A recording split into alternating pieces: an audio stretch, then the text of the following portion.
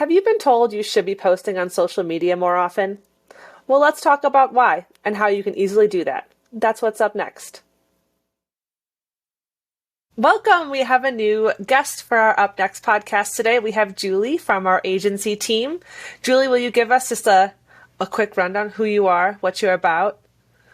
Yeah, so I'm Julie Walsh. I work in the agency, been with SmartEtailing about a year, and I'm an account coordinator and might work on some of your sites.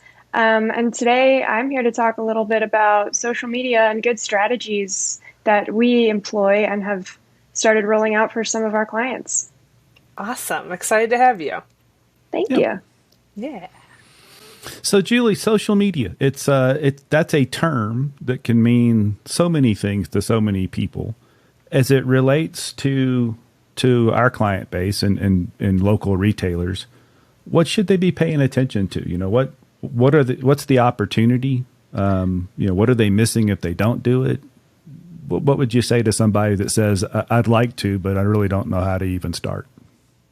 Social media is the easiest way to engage with your customers in a personable way, but also show what your shop is offering. So rather than just, hey, we have all these new bikes in, people like to post events. They like to post from their sponsors. They like to engage and really show their voice. Because unless you walk into a bike shop and you talk to a bunch of people that work there, you might not really get the flavor of the shop and might not know if that's, your vibe. And social media is the easiest way to do that. Even something as simple as an Instagram reel or story, just to show what's going on in the shop. People feel a lot more engaged. And when you're just talking to customers in the store, you're missing out on a lot of people who might be looking for a bike shop, but aren't necessarily just going to walk right in and strike up conversation. It's a good way to give the profile and sort of the flavor of your shop to a much wider audience than you would otherwise have.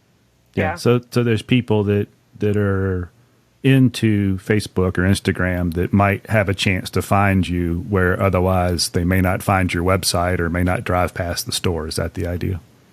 Yeah, exactly. I mean, when I'm looking for, say, a new shoe store or a new outdoor store, if I want a kayak, what I'll do first is look on social media, see what my friends are doing, see where they're going. And that's how I've found all these great shops and companies that I like to go to, because that's what's telling me what's really going on. A website is a wonderful way to see what the offerings are, what's going on, but without seeing what people in the shop are actually posting, or even customers that go in and tag them and go on different rides, I don't necessarily know who these people are and why I should go to this specific shop. And it's quick and it's easy. If you're able to post 1 or 2 times a week to Instagram or Facebook or make a short TikTok, people are really going to respond to that. They know that you want to be engaging with them. Mm-hmm. I love what you said about social media is just like an excellent tool for sharing your voice. I heard you say flavor, and then something similar to personality, but I'm interpreting it as personality. Vibe. Thank you. I know it was. Yes. What's the vibe? I love that because so many times, so many, especially bike shops or other outdoor retailer stores, like the images you have at your disposal are usually supplied by your brands. So, you have pictures on your website, maybe pictures you're utilizing in your email marketing that don't really necessarily always display exactly who you are and your shop culture and your personality, and social is really a way to shine there. Yeah, I think the website can, but it seems to be the website is an overall snapshot of the business. I think where Julie's pointing out some good use of social is its granularity. What's the shop like? What's the service center like? What are your people like? What are your people like? We do the rides. What does it look like on new bike day?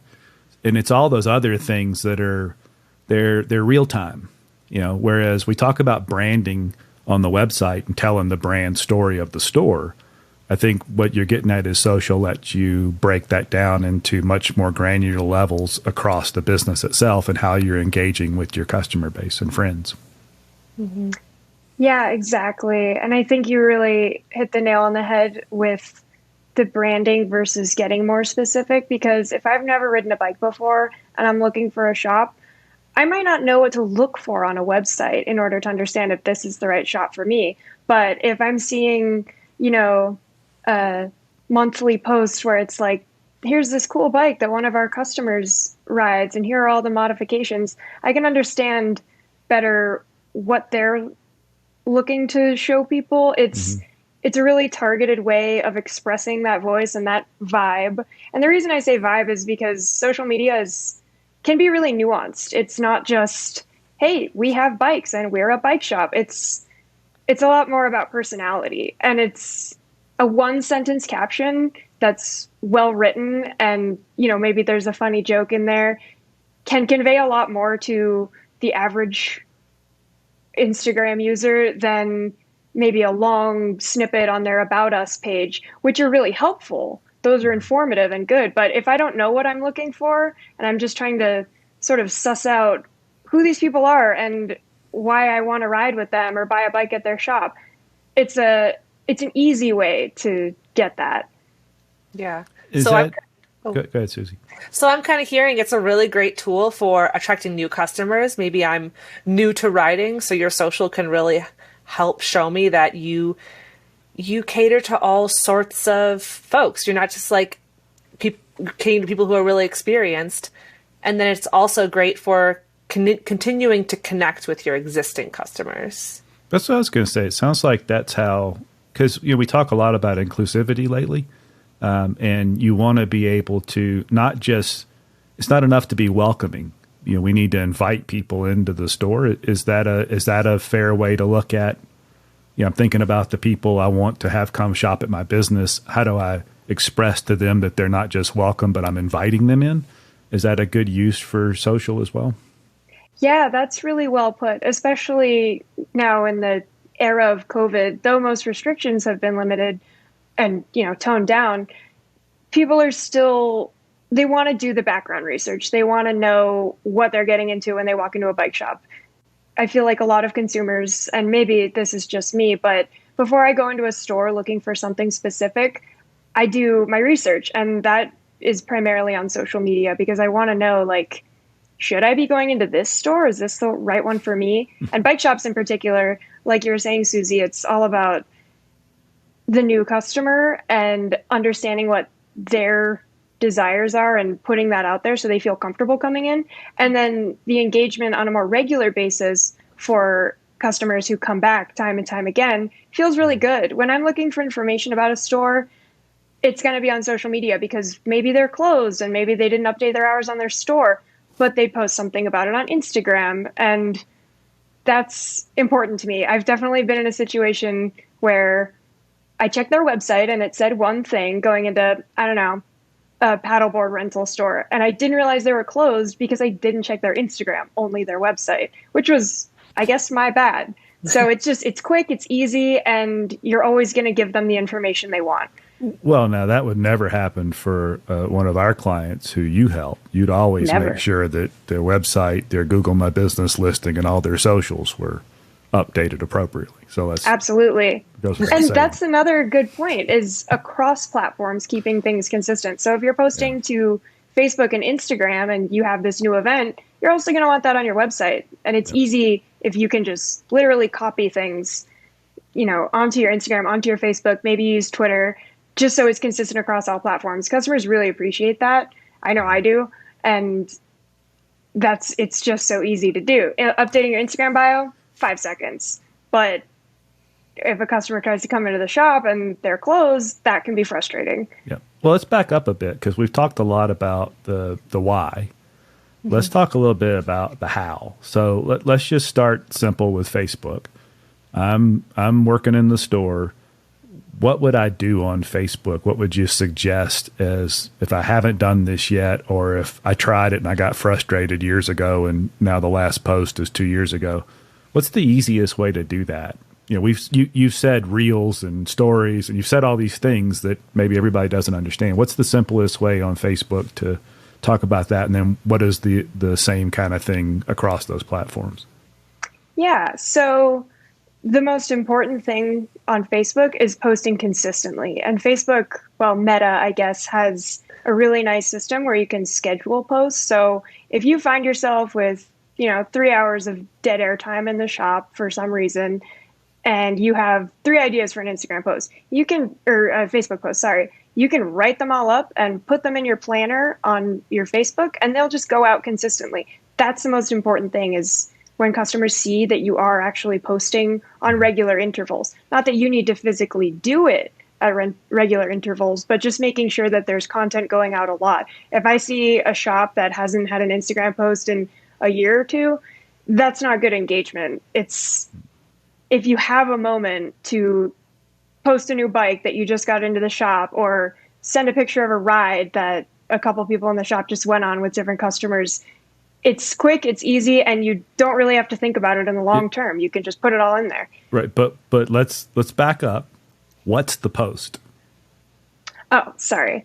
So a great post that I like to do for different clients is New Bike Day is a good one. Mm-hmm. Promo post if you're having a sale.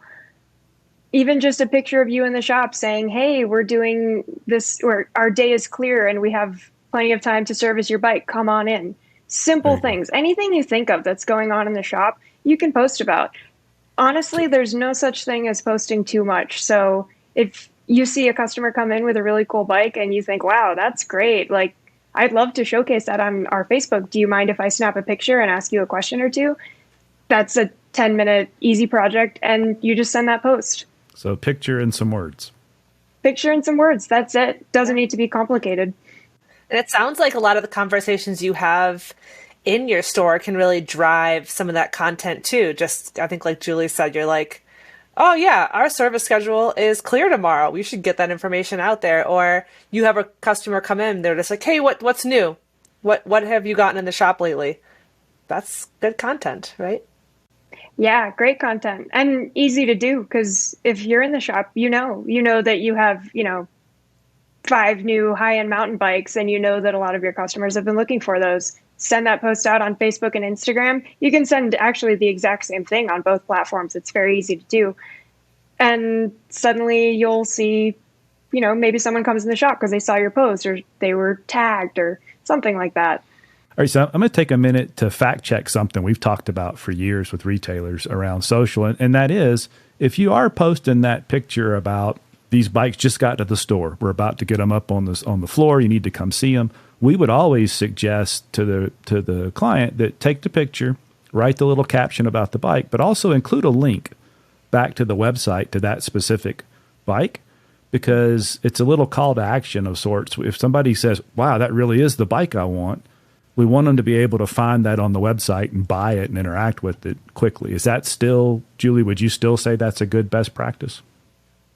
Yeah, absolutely. Especially on Facebook, it's so easy to include links. It'll pull the image of the bike right onto your Facebook. On Instagram, it's a little trickier. You can't put links in captions, but you can put a link to your site in the bio, or no, that's the easiest way. And if they see the bike, they can easily just scroll right up, click on it, and get to that product page right away. So including those links is really helpful. People don't like clicking around, so we want to make it as easy for them as possible. Cool. Mm-hmm. So what about, you said frequency is important. Does that vary by platform? In other words, does Facebook like few times a week and Instagram likes more? I know Twitter, if you're into Twitter, you need to be tweeting a lot. Is that the same with the others, or are there differences across platforms? Twitter is the most different among those. If you're tweeting, it's got to be pretty frequent. Fortunately, those are short, so it's not difficult to keep up with that. Just, hey, store's closed on Saturday, something like that. Facebook and Instagram, if you can post once a week and that's all you can manage, that's great. That's still a high level of engagement with your customers. Twice a week or more, even better. You also don't want to over inundate your customers with content, but if they see that you're posting regularly and checking those posts, responding to comments, that's the most important thing. Just staying consistent.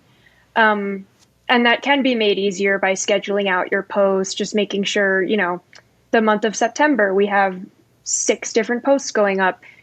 that's enough consistency that people are happy with that. I wouldn't want to see 10 Instagram posts from a shop in 1 week, but 2, maybe 3, that's great. Then I know they're checking, they're watching, they're engaging. But wait a minute. A minute ago, you said you can't over. What'd you say? You can't overpost. You said you can't. You said something about you can't do too much. So can you do too much, or can you just not do too much? Interesting. Like it's gotta be of interest. Exactly. You want it to be interesting. You don't want to be posting just for the sake of posting. I think that's an important distinction. Just because you're making Instagram posts, Facebook posts, it doesn't mean people are going to like them. And your engagement might actually slip if you just post, hey, I'm in the shop today, and that's your whole post. And you do that 3 times a week. People aren't going to like that. Overposting actual posts, like a new Instagram, picture with a caption, is one thing, but you could post a story every day. You could post just, a little snippet on your Instagram or even on your Facebook story, just with some information like hours today. And, if some shops have a, beer tap or coffee, and then you could just say, come by, grab a cup on your story. And then that'll disappear. That's not overloading your platform with content, but it's letting people know that you're there and you're looking and you're wanting to engage with customers. That's a great point. I love that. So, yeah, things like stories, reels, what is it, shorts on YouTube? Those are kind of good, just kind of like quick little fun updates. Maybe it's like, hey, we got Joe in the service department today. Yeah, exactly. So those are easy. Those are so, you could do 5 minutes and then have some great content for a day. And reels, they'll sit on your Instagram so people can scroll through them and really enjoy that.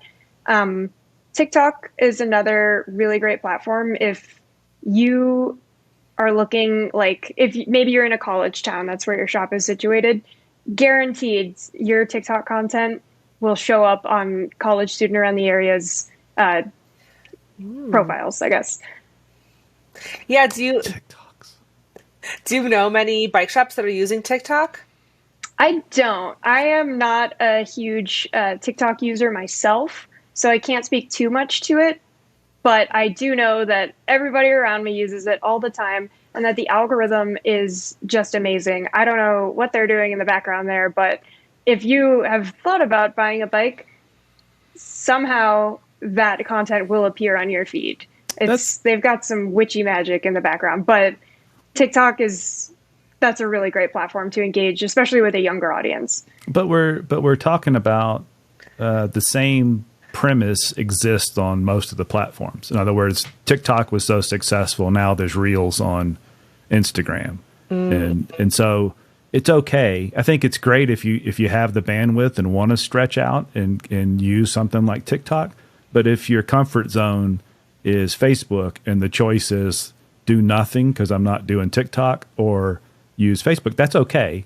But the difference between a static post, just an image, and a reel, there's a difference in that, right? I mean, there's a little more. I think the current algorithms favor the little short videos on reels and TikToks and shorts, or is it anything is good? Well, just as you've said, the algorithm tends to favor those quick, snappy videos because they're easily consumed. If it's 10 or 20 seconds, people are going to watch that really quickly and views will climb more quickly.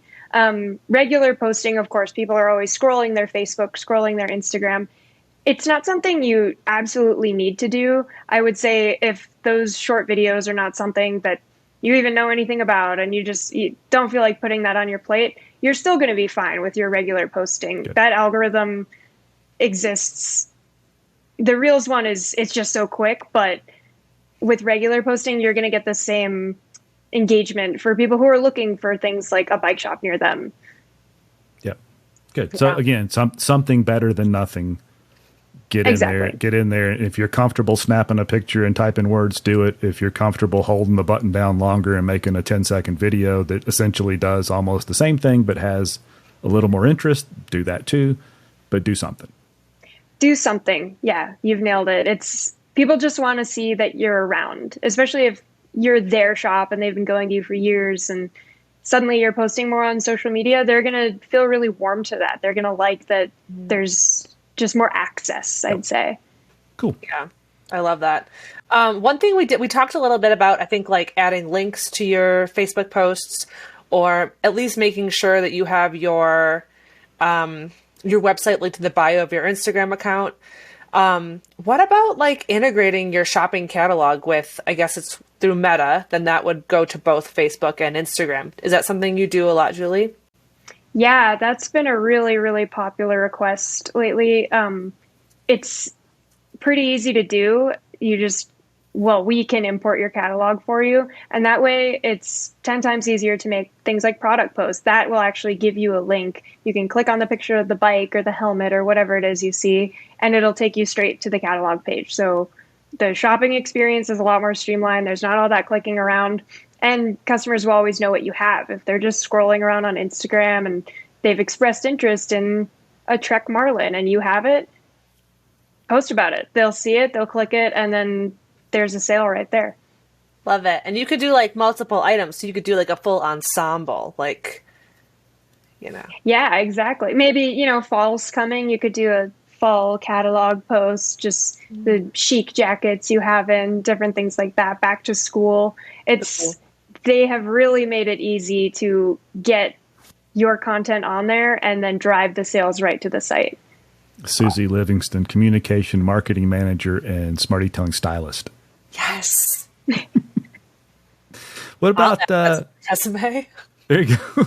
What about hashtags? We hear a lot about hashtags, and I see them used incorrectly or poorly a lot. What are our recommendations for how many hashtags? How do you use them most effectively? So we've all seen Instagram posts that have 20 hashtags underneath them, and it makes the post sort of unattractive. But they're a really good way to get people to find you and your sphere. So say I'm a bike shop in the Bay Area. If I put a few hashtags in, hashtag Bay Area, hashtag cycling, hashtag Bay Area cycling, something like that, someone is scrolling through those hashtags and they're going to see that post because of it. And then they'll engage with you and probably like and give you a follow. So you don't want to go overboard, because just on a aesthetic level, it can be a little bit unappealing if you're overloaded with hashtags. But if you use them strategically, they're a really good way to draw in people that might otherwise not have come across your Instagram or your Facebook. It's sort of a nuanced thing. You want to strike a nice balance with it, but they are typically a good thing. Just don't do too much. And for sure, just like we had to get people used to in the olden days, probably when you were still in grade school, when all the internet stuff started, we would have keywords, and people would just stuff keywords all over the place, and for anything. And then the algorithms got smarter, and we told people not to do that. And I think it's the same with hashtags. You don't want to put hashtag motorcycle just hoping to drag somebody else in, because that's going to be an irrelevant result. That is good advice, correct? Yeah, I think you're exactly right. Social platforms move quickly and they adapt quickly. So once people realize that putting 20 hashtags could get more people on your post, people stop scrolling through those hashtags. So the market is sensitive. It's not, people aren't just going to click on every single hashtag and scroll through them. So if you use them strategically and pick the ones that suit the post, suit your shop, it's an easy way to draw in people you might otherwise not, but without honestly annoying people with using too many. So I have to come back to the beginning. Mark used the S word. We try to keep it clean here, but he should all over us. And there's so many things as a retailer, as a bike shop owner, as a manager that you're told that you should be doing. And that can be really overwhelming. But I think social is an opportunity. It's an opportunity, to connect with your existing customers, attract new ones, let folks know what you have in your store, what's rolling in, what's fresh, what you're excited about, and who you are. And I really loved, your vibe. I think Julie just used all the right words today. And we can help with that. And, Julie worked really hard to create a new program. here at Smart Etailing. Can you tell us a little bit about that? Yeah, sure thing. So, seeing how social can really help shops engage with their customers on that more intimate level, we came up with two different packages that we use. One's a basic package, so 6 posts per month. I work with you, and we post what's going on. We post honestly anything you want, but the point is consistency with that. It's for shops that maybe are a little shy about social media and just haven't been doing it. It's overwhelming, and it's just an easy way to get that off your plate, let someone else take the reins, and get into a good rhythm with it. I think consistency is the key word there. And then our premium package is 12 posts per month, and that's a bit more involved. That includes engaging with customers, strategizing content, of course, things like event posts. If you have events coming up, or maybe you have a weekly ride, that'll be included in it. That's for shops that maybe have been doing social media, but want to really get into the weeds with it and approach it from a marketing perspective rather than maybe just making sure they're posting all the time. So that's good for shops that, yeah, just want to get more into it, want to get detail oriented. Awesome. I love it. I think you seem like the perfect person to help bike Thank you. their social. I'm excited. Good. This Thanks, has been guys. fun. Julie, thanks for hanging out with us. We'll get all this wrapped up. There'll be notes in the description, so if you need to reach out to me, Suzie, or Julie, that'll be there. So if you have questions about what we've been talking about, social media, how to engage, how to get started, we're happy to help with that and anything else around your website. And with that, we'll close it up and see you next time on What's Up Next. Thanks, guys. Thanks.